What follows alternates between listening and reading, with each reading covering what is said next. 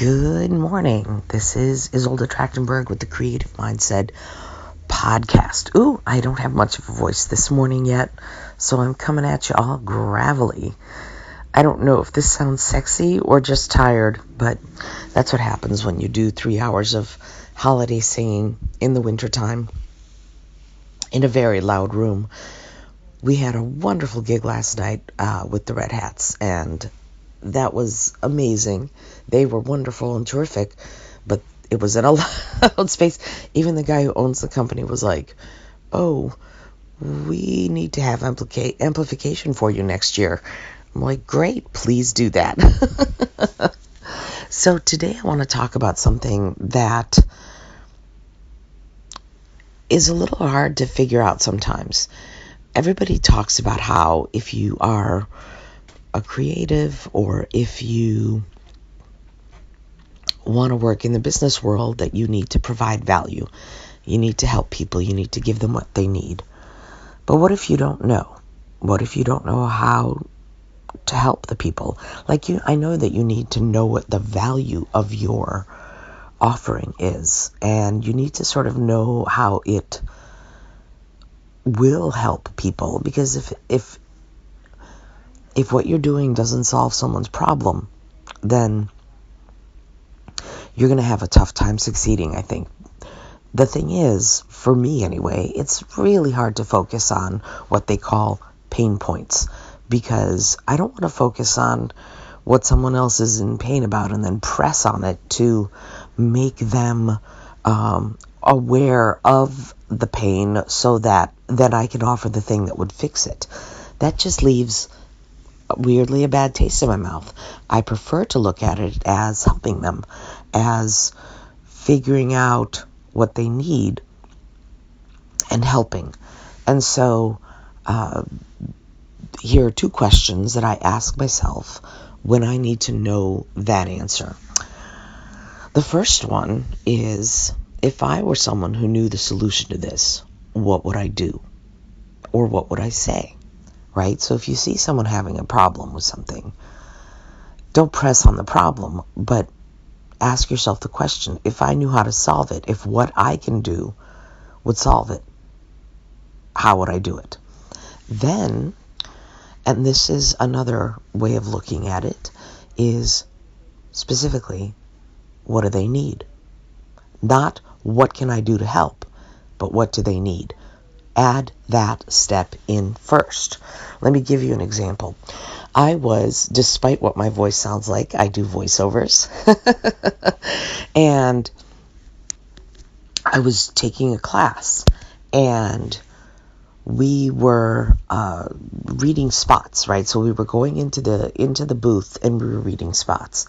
And there was a woman, and quite frankly, I might have spoken about this in a recent podcast episode.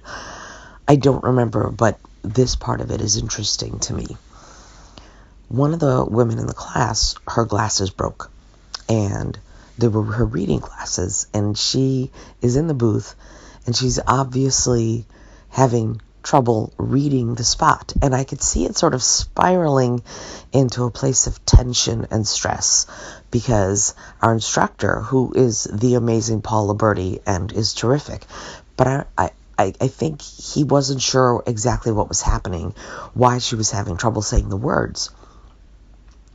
And I sort of went, okay, I can see very clearly, because she said, "Oh, my glasses are broken and I don't know what to do." And I went, okay, I can see what's going on. She's having trouble reading the words. That's why this whole situation is occurring in this way, and why the stress and pressure are mounting a little bit.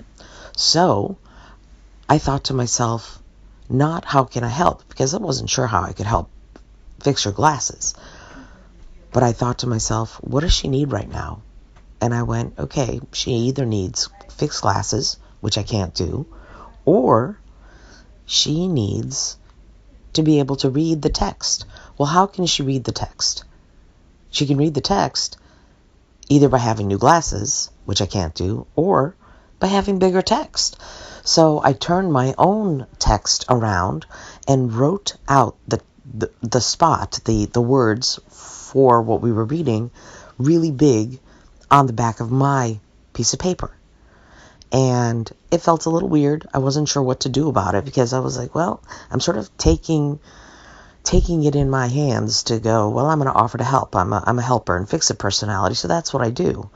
So I wrote the text really big and sort of got up in the middle of class, interrupted things, tapped Paul on the shoulder, and just offered it to him. And he goes, what's this? And I said, it might be better for her as far as seeing the text.